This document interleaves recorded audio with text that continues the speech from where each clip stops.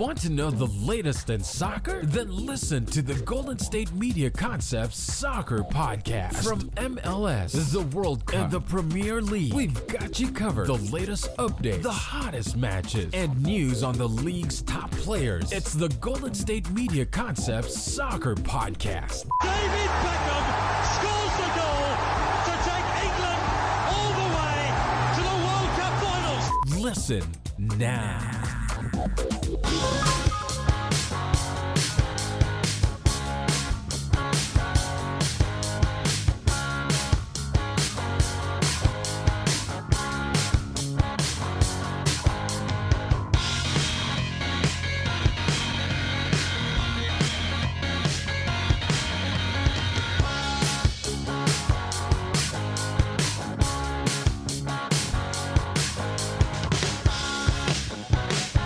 Thank you for tuning in to the Golden State Media Concepts Soccer Podcast, where we discuss everything in the world of soccer, including the top games and competitions from all around the world.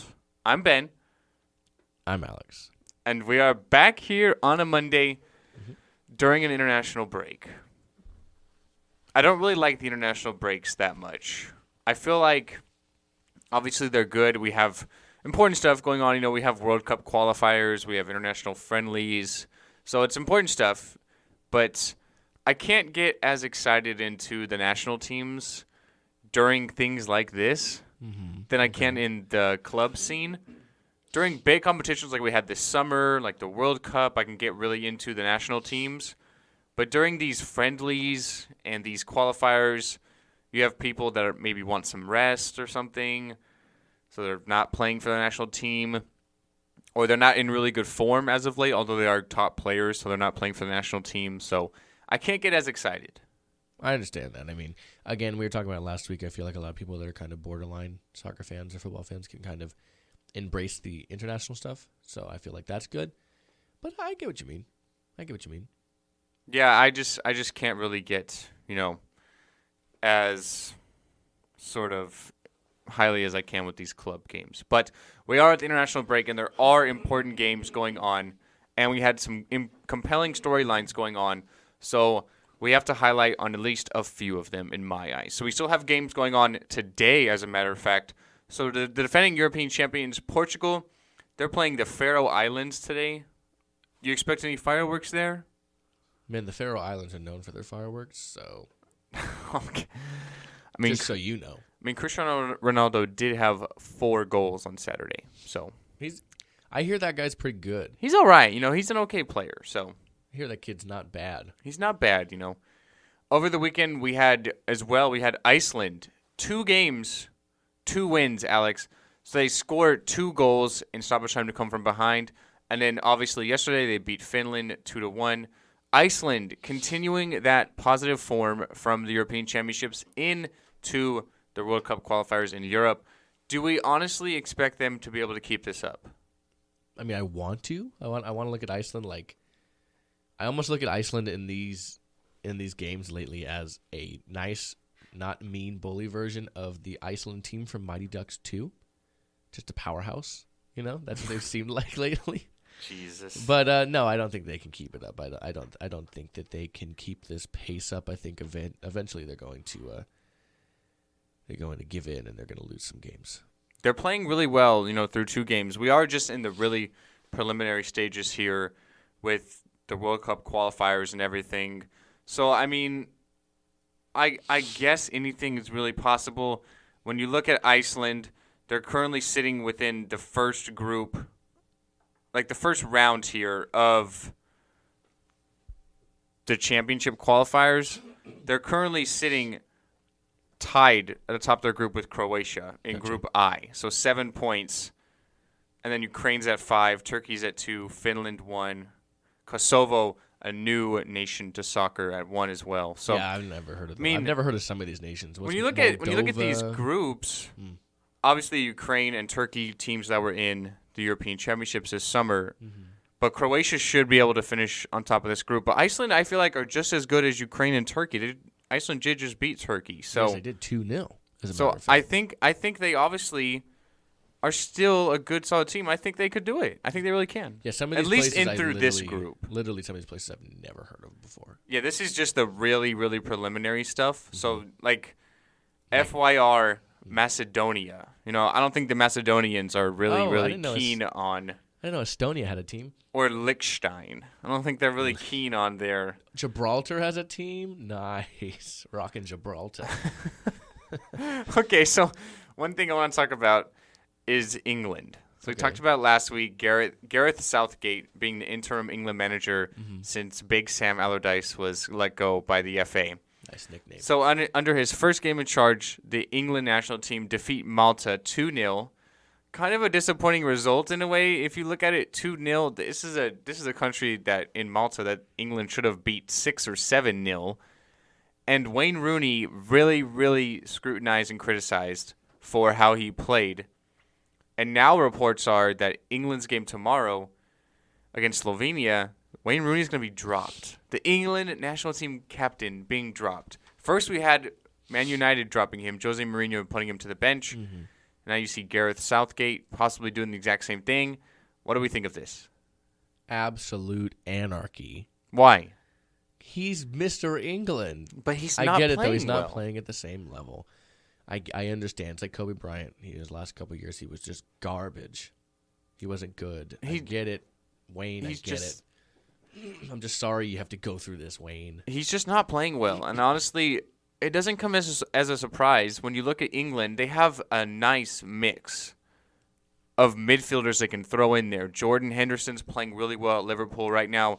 Dele Alli scored on Saturday for England, so he's probably going to be a fixture in that starting squad.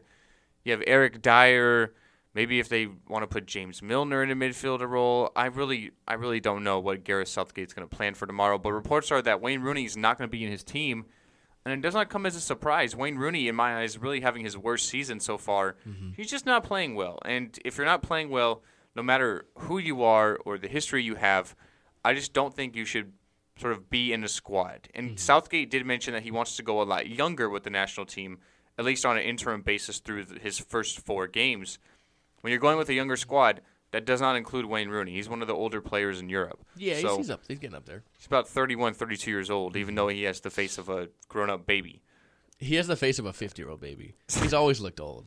So you're not going to... He just looks British. You're not going to have Rooney in that squad if you're trying to go younger. So, to be honest, it does not really come as a surprise, but it's still a really compelling storyline. A couple more before we take our break. Spain making some noise with their center backs. Spaniard. So Gerard Piqué, the Barcelona, I don't want to say legend, but great center back for Barcelona in Spain, he announced that after the 2018 World Cup, that is if Spain get there, which I think we all assume they will, that he will be retiring from international football. So a great, great career for Gerard Piqué. Maybe he can get another World Cup in it, but he's got a couple of European championships with Spain. He won a World Cup with Spain. Definitely a really, really good Spanish center back. It's in the last few years. Matched up with Carlos Puyol. Now you have Sergio Ramos, who did not have some great events happen to him during the international break. The one thing you always fear for your club team is when your players are on international break, they do not get injured. Yeah, doing something crazy or some vacation-like activity. That is what happened to the Real Madrid center back, the captain, Sergio Ramos, one of the best center backs in the world. He gets injured. He's going to be out about a month for Real Madrid. What happened to him? He got a leg injury, a hamstring injury. What was he doing? Well, it was during playing. He's during the game. Okay. So he was playing. He played against Italy. They had a 1-1 draw, and then Spain won 2-0 yesterday. Gotcha. So Sergio Ramos did get a leg injury. He's going to be out about a month. I think this is a big loss for Real Madrid. Huge. Seems like they can only draw in La Liga recently, sitting second in the table behind Atletico Madrid and then right ahead of Barcelona. This is a big loss for them. So I would expect people like maybe Rafael Varane and Pepe to step up in his place. But just that leadership for Ramos and how good he is in the box, winning headers, scoring goals from set pieces, that's a big, big loss for Los Blancos as they try and find ways to win games, which they haven't been doing recently, just drawing them. Yeah, they definitely haven't been getting any wins, I'll tell you that. Yeah, so it's a big, big loss for Ramos and Real Madrid. With the international break, we still have games going on today. As I said, the big one that's going to steal a lot of the headlines is France and the Netherlands. France coming off of a 4-1 win where Antoine Griezmann scored a couple of goals. The Netherlands playing a lot better as they're trying to get ready and try and get into the World Cup when missing out on the European Championship. So we'll have to monitor that game next week on the Soccer Show. But with that said, we'll take our first break here at the GSMC Soccer Podcast.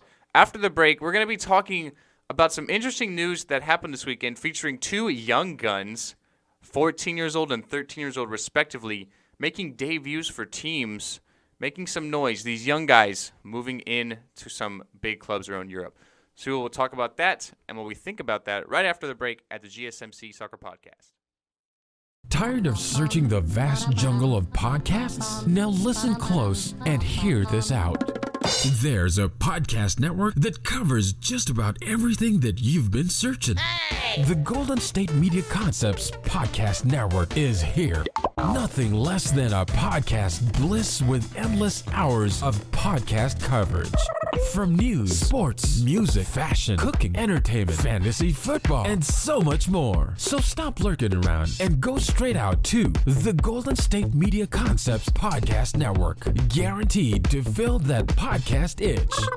Whatever it may be, visit us at www.gsmcpodcast.com. Follow us on Facebook and Twitter, and download us on iTunes, SoundCloud, and Google Play.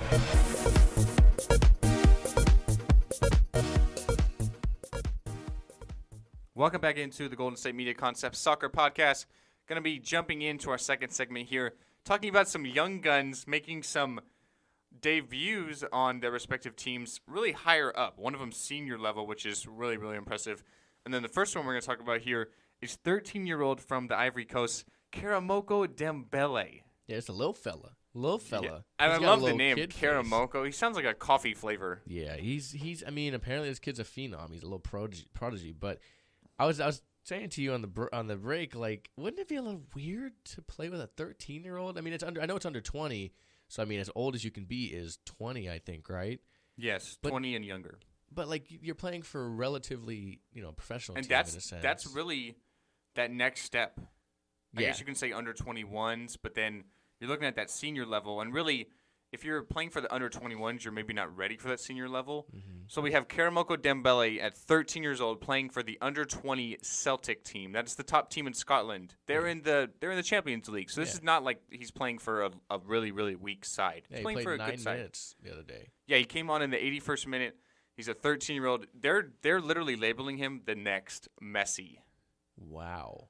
That's a lot to put on a 13-year-old kid. Huge, huge expectations. They're saying that when he went to the Barcelona camp to face some of these younger kids, they were just astonished with him, and he absolutely outclassed all of them. I've seen some of his highlights and realized he's playing against kids during the highlights at his age, but he was just carving through them like butter, dude. He was killing them. Huh. And he's playing for the under 20 national team for Celtic. You mentioned it would be a little weird. Mm-hmm. If I was mean, imagine being like a 20-year-old guy. If I was definitely like he's a kid playing with grown men. He looks like he's 4'9". Yeah, he's a little fella. He's. But I do see some pictures of guys on the Celtic team as well, the under 20 team. They're like kind of like he has one of the guys, I don't know who he is, but he has hands around his shoulders. And he's kind of talking to him in his ear, like having him when he's ready to go in and all that stuff. So it looks like they're really taking him under their wings, which is great. I mean, obviously you'd want to see that. You don't want to see anything bad come of that, which is good. Again, his kid's 13 years old. He's not even a high school student yet. To be seen if he even goes to high school. I mean, he's barely even a teenager. He's just 13 this is years his old. first year, man. He's still watching cartoons. I mean, here's what I take from you. Said would it be a little weird? I think if I'm on the pitch out there passing the ball to him, I think maybe at first it'd be a little weird, but maybe after a few minutes you got sort of comfortable, sort of in the game mode still, you wouldn't really think about it much. What I would be worried about is if I'm a defender. Like, I don't want this little 13-year-old kid showing me up. Like, I don't want him to straight up nutmeg me and make me just get totally cross and have him dribble by me. You know what I mean? Yeah. I'd hate to get embarrassed. I would be so afraid to get embarrassed by a little 13-year-old 4'9" kid. That's what I'm saying. Like, I would hate for him to absolutely kill me. So he's 13 years old. He's playing on the under 20 team. Do you think that's a good idea? Maybe he can sort of step up to the under 15s, maybe under 17s. I feel like under 20s maybe a little too much of a jump. I realize he's got a lot of potential, but still. Apparently, England's trying to go, trying to pull him out of there. They're trying to get him out of Scotland and over to England. Yeah, I mean, England definitely one of the top flight European. Especially for younger kids, too. Those real good young phenoms. We saw what happened with Beckham when he was younger, along those lines. It's just impressive, man, to see these kids. And he's not the only young gun to make a debut this past week. So actually on Saturday, this was we'll debate it because you can debate whether this was more impressive or Dembele's was more impressive. But we have 14-year-old Mustafa Kapi. Because he made a senior debut. He made his senior debut for Galatasaray, a top club in Turkey. They were in the Champions League last year. He came on in the 89th minute. So he came on for literally 2 minutes and stoppage time. Mm-hmm. This was during a friendly as well, so not necessarily a competitive game, just a friendly. He comes on for a couple of minutes. What do we think is more impressive? Dembele playing with under 20s in a real competitive game, or Kapi playing at the senior level in a friendly just for a couple minutes? Maybe he like a publicity stunt, maybe just an appearance. I'd probably say Dembele because I feel like Kapi's in there. Yeah, like you said, an appearance kind of thing. I mean, he's very great. He obviously made a little bit of a higher debut in terms of the senior debut, but still, he didn't really get in quality time or anything like that. They were, I believe they were up 2-0 at that point when they put him in, so, that's the crazy thing is these kids were born in 2002 and 2003. What were you doing when you were 13? Obviously, we're in school. Playing Yu-Gi-Oh, I think. Right, and these kids are playing in top European clubs. I realize, I'm going to go with you. I think Dembele's is probably more impressive because he's making a jump from under 13s to under 20s in a competitive game, a competitive mindset. Kapi's coming on during a friendly within a couple minutes left. I feel like it was kind of one of those things maybe it's just sort of a publicity stunt, trying to get some recognition towards your team, and you're kind of not taking it too serious. You're already up, obviously 2-0 with 2 minutes left. I realized when Dembele came on for Celtic, it was 3-1 in the 81st minute, but it's still some competitive mindset there. Team's obviously trying to come back and win, as you are in a friendly, but it's a little different, and you only have a couple of minutes left to come over. So I will say that Dembele is more impressive to me as well. But look at the potential. Like you said, born in 2002 in Kapi, in 2003 in Dembele. They're already playing at the senior level and then the next step below a senior level. Think about where these kids could be in 2-3 years at 16, 17 years old. They could be absolutely dominating already in the senior level. Yeah, if they're playing at this level at 13 and 14, you're already looking at the possibility of these kids realistically being very good at a very young age, even more so than they are now. That's what I find more surprising. If they can sort of progress, if they can live up to that potential, they could be so good. So Kapi is, of course, the youngest player to play for Galatasaray at a senior level, obviously age 14. You got to think that's going to hold up for quite a while, you would think. But still definitely a very, very impressive debut for both these guys. Hopefully we'll see how they can sort of progress. I've been more impressed with Dembele from what I see from highlights, though. Yeah, he looks amazing. I looked up a little bit on him before we started the show, more so, and he looks very smooth, very good dribbler, very good, approach and attack, and he's fast too. He just carves through there, and hopefully these kids don't get too much put on them at too young of an age, because that'd be a real big shame if these young kids had to go through that so early on. Or if the hype sort of gets to their heads and this media coverage gets to their heads and then they kind of have a fall from grace, don't really progress like they should have. Kind of like Freddie Adu did here in the United States. Like everyone expected him to be that next great soccer player, that obviously the star, the future of the United States national team, and then he really just fell off from there and didn't really do much at such a young age, 16, 17 years old. Yeah. So maybe it'll be Christian Pulisic. He seems to be doing quite well. Definitely not getting the fame get to his head, playing for Borussia Dortmund in the Bundesliga. But we'll have to wait and see what happens. So hopefully Dembele and Kapi can live up to that potential as well. It'll be great storylines. Obviously, they're already making great storylines as a teenager. So got it. With that being said, we'll take our last break at the Golden State Media Concept Soccer Podcast. Coming out of the break, we have club games to look forward to this weekend. So we are back looking forward to top games around Europe and in the United States. So with that being said, we'll take our last break and preview games this weekend here at the Golden State Media Concept Soccer Podcast. I want to talk to you today about compression gear. Compression gear is popular with professional and amateur athletes everywhere to prevent injuries and for helping heal injuries.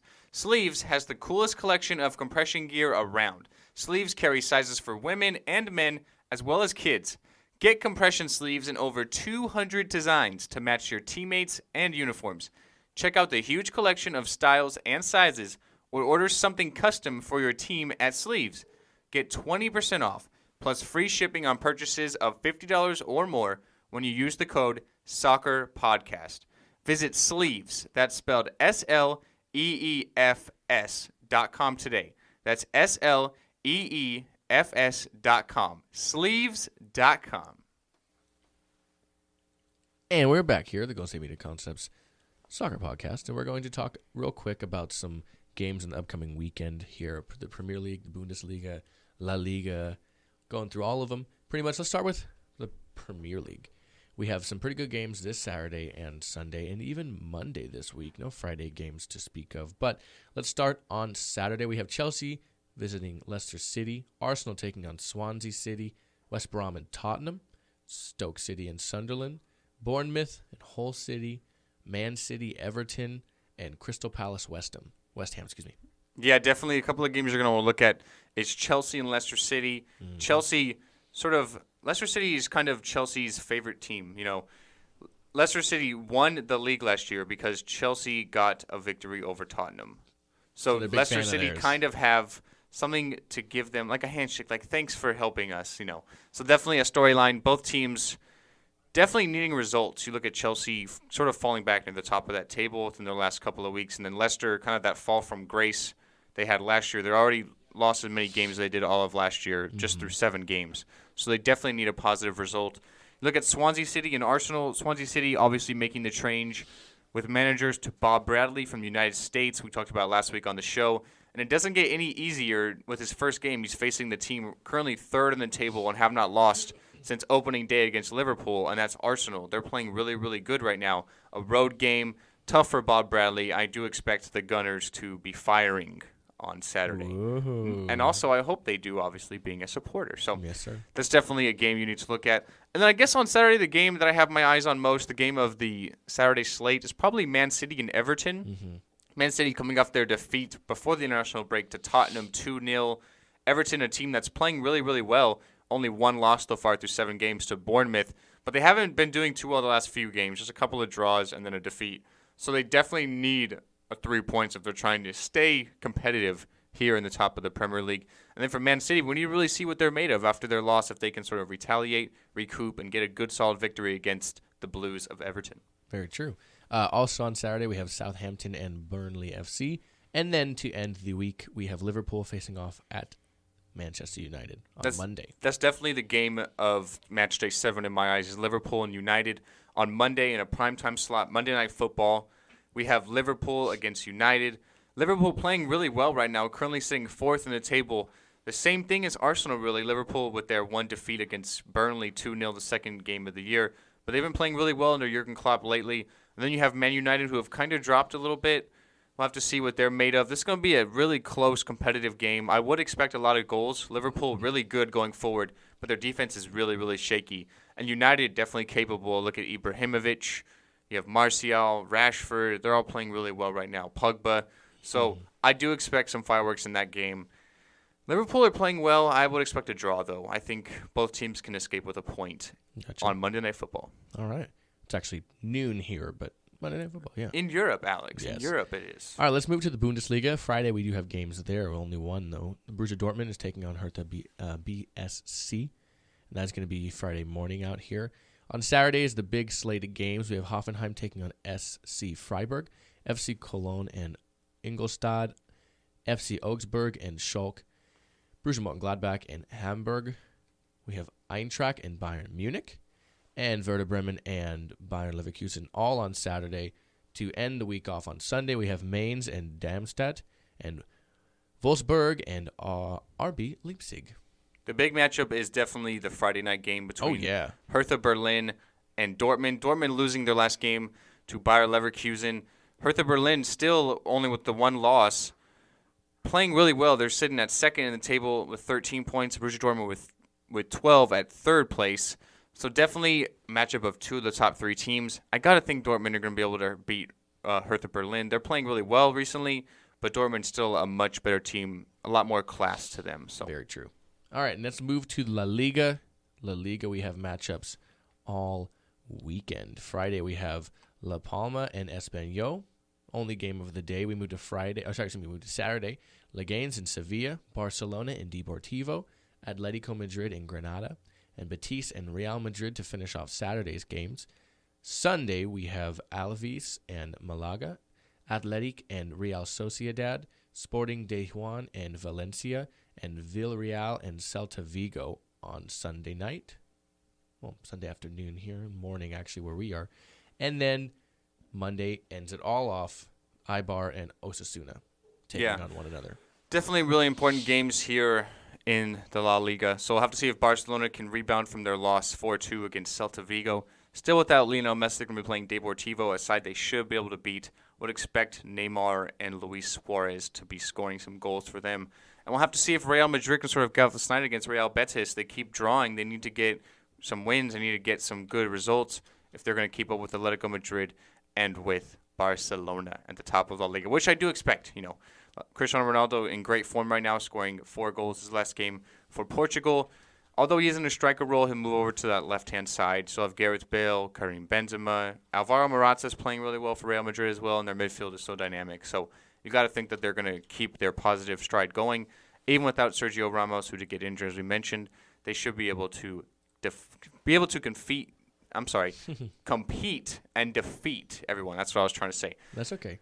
Another game I'm looking at here is on Saturday. I think this is probably one of the best games in Europe all weekend long. We have Napoli against Roma. So Napoli currently sitting second in Serie A, the Italian squad. Napoli in second, as I mentioned. Roma in third with 14 points and 13 points respectively. Napoli and Roma. A big positive result needed if either of these teams want to compete with Juventus, who currently sit with 6 wins and 1 loss atop the Serie A standings. So if one of these two teams can get a win, they can sort of separate themselves.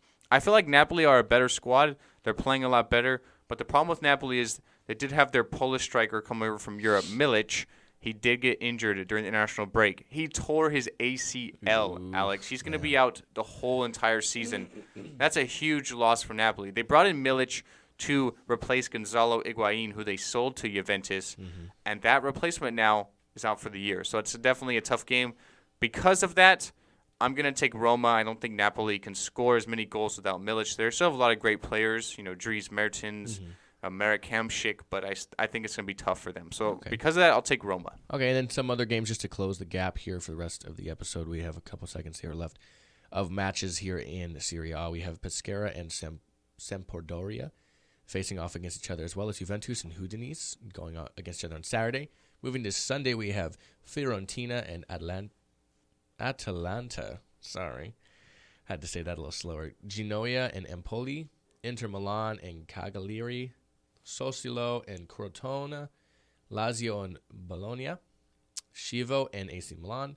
And then on Monday, we have Palermo and Torino facing off against one another as well. So a jam-packed weekend of football throughout every league you can think of, as well as the international and the UEFA qualifying matches as well going on. Yeah, definitely. We still have a couple of days. We have today and tomorrow with those games going forward. So we'll have to see next week on the show if there's any compelling storylines. But with that being said, we're going to end our show today. A quick segment. Man. Didn't have too much to talk about with the international scene going on, but next week should be a lot better. Yeah, next week should be great. We'll have a lot to talk about on Monday.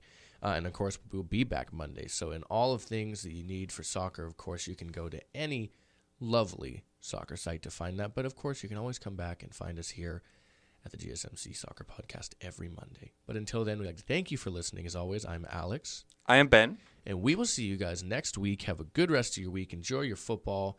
And hey, man, be good out there, guys. You've been listening to the Golden State Media Concepts Soccer Podcast, part of the Golden State Media Concepts Podcast Network. You can find this show and others like it at www.gsmcpodcast.com. Download our podcast on iTunes, Stitcher, SoundCloud, and Google Play. Just type in GSMC to find all the shows from the Golden State Media Concepts Podcast Network, from movies to music, from sports to entertainment, and even weird news. You can also follow us on Twitter and on Facebook. Thank you, and we hope you have enjoyed today's program.